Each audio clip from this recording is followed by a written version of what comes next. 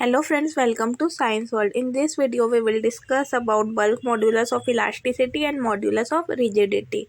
Within the limits of elasticity, the ratio of normal stress to the volume strain is called bulk modulus of elasticity. It is denoted by K.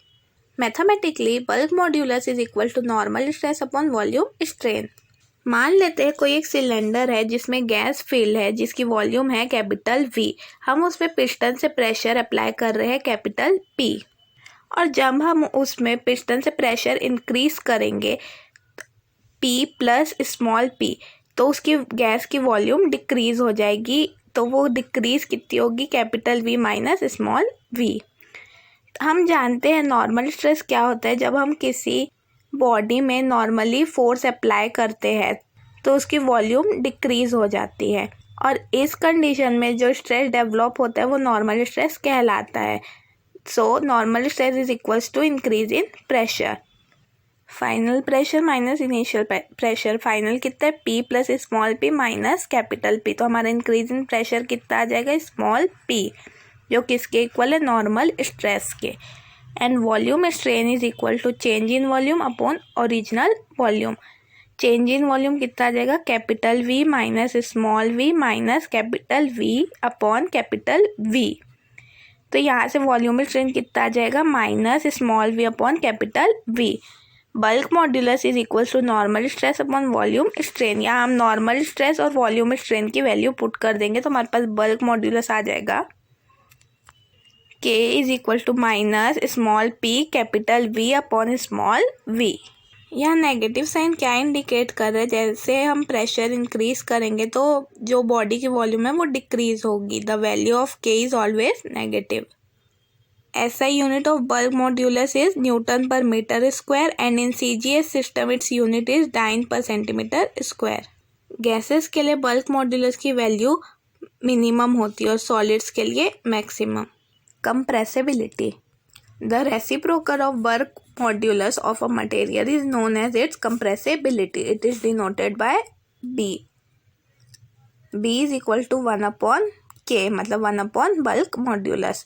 तो यहाँ से compressibility की value आ जाएगी B is equals to minus V upon small p capital V।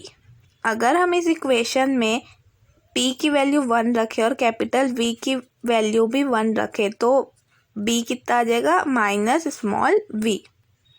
Therefore, the change in unit volume of a body by unit change in pressure is numerically equal to the compressibility of that material.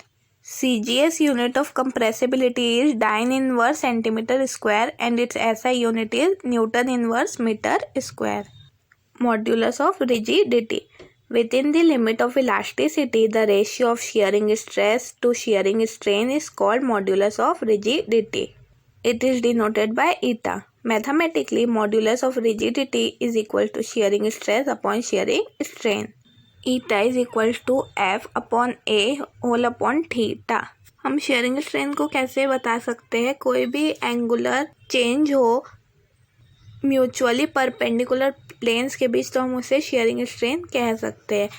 तो यहाँ पे से फिर यहाँ से ईटा की value, इसलिए हम यहाँ पे F upon A whole upon theta रखे हैं। So eta is equal to F A theta.